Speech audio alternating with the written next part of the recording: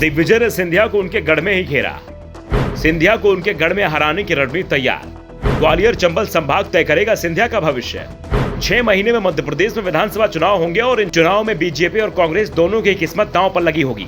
MP में चुनाव लड़ने की तैयारी तो कई पार्टियां कर रही हैं, लेकिन मुकाबला बीजेपी और कांग्रेस के बीच ही होगा और काफी करीबी होगा, ये तय माना जा रहा है। 2018 चुनाव के नतीजे बेहद दिलचस्प रहे थे। कांटे के मुकाबले में किसी भी पार्टी को बहुमत नहीं मिला था।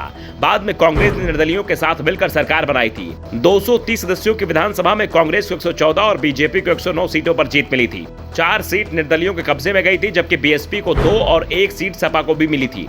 कांग्रेस की सरकार बनी, लेकिन सिर्फ 15 महीने ही चल पाई। कमलनाथ अपनी सरकार 15 महीने में ही गवा बैठे। ज्योतिरादित्य सिंधिया की बगावत के चलते कांग्रेस की सरकार चली गई और बीजेपी ने 15 महीने बाद ही सत्ता में वापसी कर ली। इसके बाद से ही कांग्रेस के निशाने पर ज्योतिरादित्य सिंधिया बने हुए हैं। सिंधिया के खिलाफ कांग्रेस ने बड़ी तैयारी भी कर ली है। 2024 में उनसे हिसाब किताब चुकाने की तैयारी हो रही है। कांग्रेस ने सिंधिया के हिसाब करने की कमान दिग्विजय सिंह को सौंप रखी है, तो दिग्विजय को उनके गढ़ में घेरने के लिए बीजेपी ने सिंधिया को आगे बढ़ा दिया है। दिग्विजय को जहां अपने गढ़ गुना और राघवगढ़ में कांग्रेस की लाज बचानी है, तो ग्वालियर चंबल में बीजेपी की जीत का दारोमदार सिंधिया पर है। सिंधिया अब तक गुना शिवपुरी सीट से ही लोकसभा चुनाव जीतते रहे हैं। इसमें से गुना में दिग्विजय का भी जबरदस्त प्रभाव है, तो यह सिंधिया की संसदीय सीट रही है।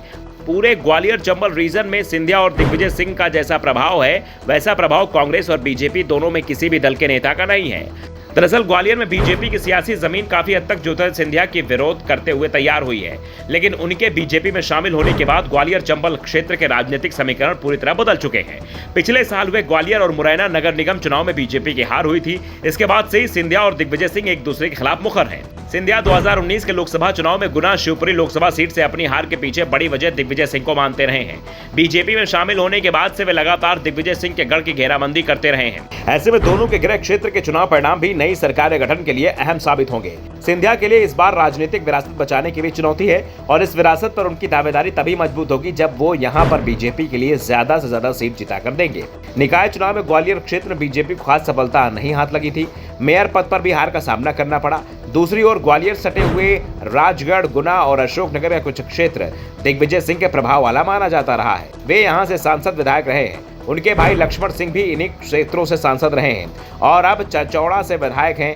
दिग्विजय सिंह के पुत्र जयवर्धन सिंह भी राघवगढ़ से विधायक हैं। इसके बावजूद नगरीय निकाय चुनाव में गुना, राजगढ़ से कांग्रेस का सफाया दिग्विजय सिंह के लिए बड़ी चुनौती के रूप में देखा जा रहा है।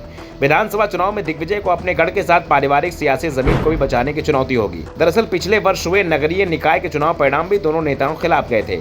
अब दिग्विजय सिंह को अपना गढ़ बचाने के साथ ही सिंधिया का गढ़ भेदने की जिम्मेदारी भी मिली है। कांग्रेस पार्टी का दावा है कि 4 महीने बाद दिग्विजय सिंह पूरी तरह से सिंधिया के गढ़ में डेरा जमा लेंगे। इससे पहले वो पूरे प्रदेश में पार्टी संगठन को मजबूत करने का काम कर रहे हैं। ये तो पहले से ही कहा जा रहा है कि इस बार मध्य प्रदेश में किसकी सरकार बनेगी वो ग्वालियर रीजन ही तय करेगा। ब्यूरो रिपोर्ट, द नव दर्पण न्यूज।